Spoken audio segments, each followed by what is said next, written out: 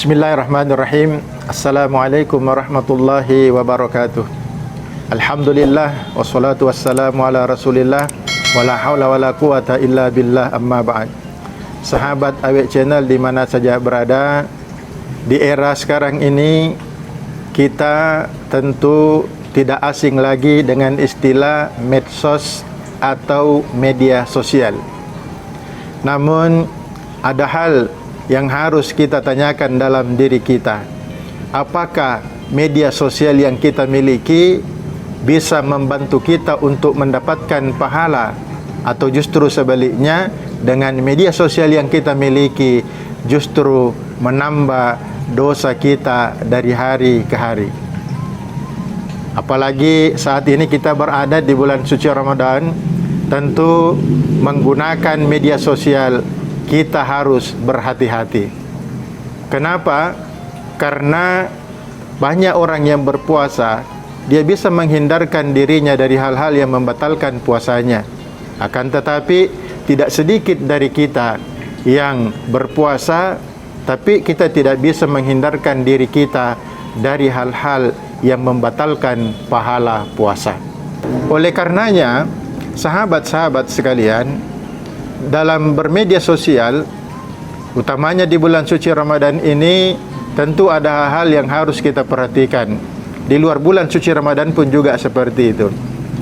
Usahakan media sosial yang kita miliki insya Allah membantu kita untuk mendapatkan pahala, untuk menjadikan sebagai sarana beribadah kepada Allah Subhanahu wa ta'ala.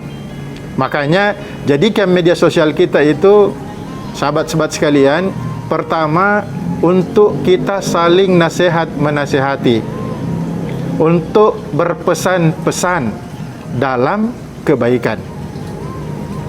Sahabat sekalian, Allah Subhanahu wa ta'ala di dalam Al-Quran di surah Al-Asr, Allah bersumpah, wal asri innal insana lafi khusrin illa alladhina amanu wa amilus solihat wa tawasaw bil haqqi wa tawasaw bis sabar.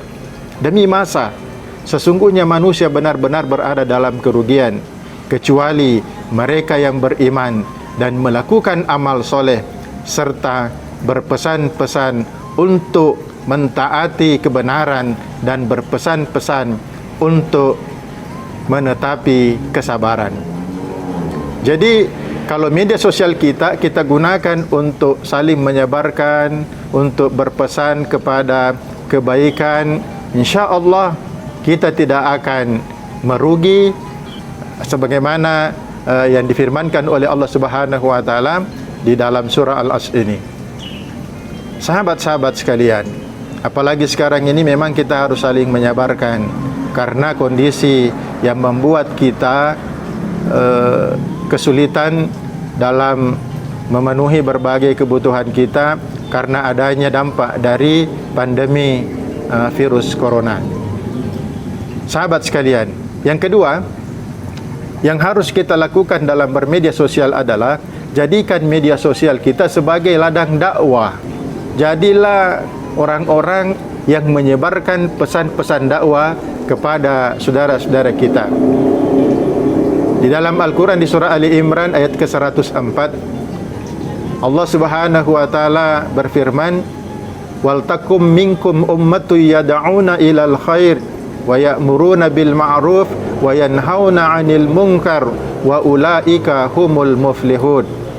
Hendaklah ada orang-orang di antara kamu menyeru kepada kebaikan dan menyuruh untuk berbuat ma'ruf serta mencegah dari kemungkaran, dan mereka itulah orang-orang yang beruntung.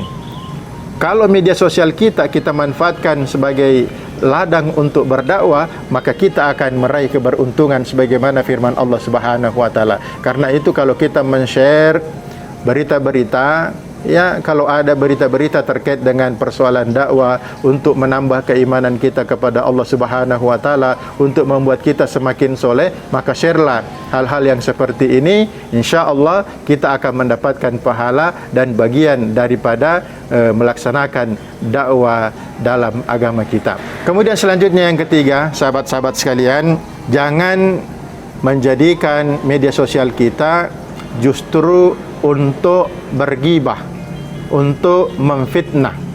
Kenapa? Karena kadang-kadang juga memang ketika kita bermedia sosial, kita biasanya asyik kalau menceritakan saudara-saudara kita. Padahal apa yang kita cerita di media sosial itu membuat saudara-saudara kita tidak senang, tidak suka dengan apa yang kita lakukan di media sosial kita. Karena itu hindari bergibah, hindari memfitnah.